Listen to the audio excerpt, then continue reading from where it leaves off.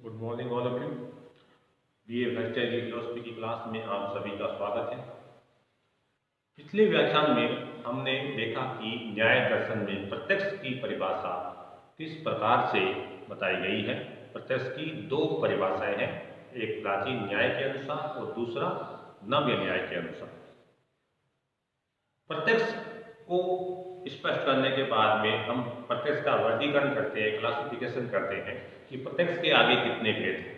न्याय दर्शन में प्रत्यक्ष को दो प्रकार से समझाया गया है। एक लौकिक प्रत्यक्ष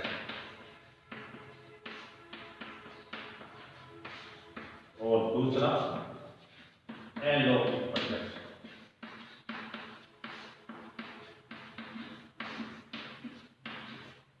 लौकिक प्रत्यक्ष मतलब साधारण प्रत्यक्ष, जब इंद्रिय का वस्तु के साथ साधारण संपर्क होता है और साधारण संपर्क होने के बाद जो हमें ज्ञान प्राप्त होता है वो है लौकिक प्रत्यक्ष या साधारण प्रत्यक्ष।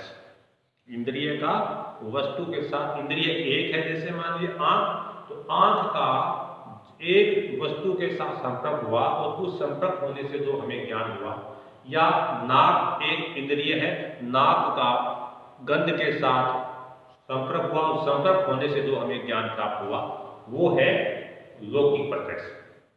यानी जब इंद्रिय का वस्तु के साथ साधारण ढंग से संपर्क होता है और उस संपर्क होने के बाद जो हमें ज्ञान प्राप्त होता है वो है लौकिक प्रत्यक्ष। और जब इंद्रिय का वस्तु के साथ साधारण संपर्क न होकर असाधारण संपर्क होने के बाद जो हमें ज्ञान प्राप्त होता है उस ज्ञान को अलौकिक प्रत्यक्ष कहा जाता है। जैसे एक इंद्रिय से एक इंद्रिय जो है वो एक वस्तु के साथ ही संयुक्त रहती है, लेकिन जब एक इंद्रिय से दो प्रकार के ज्ञान होने लगे, जैसे घास मुलायम दिखाई देती है, अब घास के मुलायम होने का ज्ञान हमें त्वचा इंद्रिय के द्वारा होना चाहिए, लेकिन हम आंखों से ही घास को देखकर ये बताने लग जाते हैं कि ये घास मुलायम है। कोई मिठाई की दुकान में जाते हैं तो हम मिठाई की दुकान में देखते कहते हैं कि ये गुलाब जामुन जो है ये मीठा है।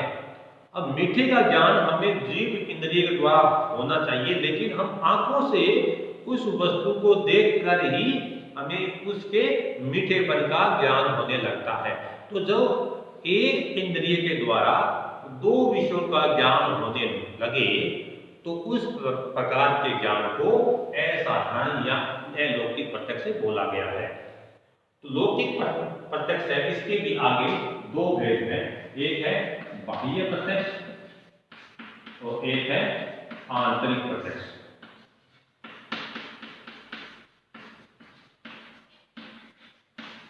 जब इंद्रियां हमारी पांच है, आंख, नाक, कान, जीभ, त्वचा, जब पांचों इंद्रियों का बाह्य वस्तु के साथ संपर्क होता है तो उस संपर्क होने के बाद जो ज्ञान प्राप्त होता है तो उसे बाह्य प्रत्यक्ष बोला गया है। आंख का रूप के साथ, नाक का गंध के साथ, जीभ का रस के साथ, त्वचा का स्पर्श के साथ और कान का शब्द के साथ जब संपर्क होगा और उस संपर्क होने के बाद में जो ज्ञान प्राप्त होगा तो उसे बोला गया है बाह्य प्रत्यक्ष। यानी जब पांचों बाह्य इंद्रियों का वस्तु के साथ संपर्क होने के बाद जो ज्ञान प्राप्त होता है उसे बाह्य प्रत्यक्ष बोला गया है। न्याय में मन को एक आंतरिक इंद्रिय के रूप में स्वीकार किया गया है। जो सुख दुख की अनुभूतियां हैं, इन सुख दुख की अनुभूतियों का ज्ञान केवल मन इंद्रियों के द्वारा ही हो सकता है। तो जब सुख दुख का मन के साथ संयोग होता है और संयोग होने के बाद जो हमें ज्ञान प्राप्त होता है उसे ही आंतरिक प्रत्यक्ष या मानस प्रत्यक्ष बोला गया है। तो बाह्य अनुभूतियों का ज्ञान हमें बाह्य प्रत्यक्ष के द्वारा होगा और आंतरिक अनुभूतियों का ज्ञान हमें मन या मानस के द्वारा होगा। न्याय में मन और ज्ञानेंद्रियों के बीच में भी मतभेद बताया गया है।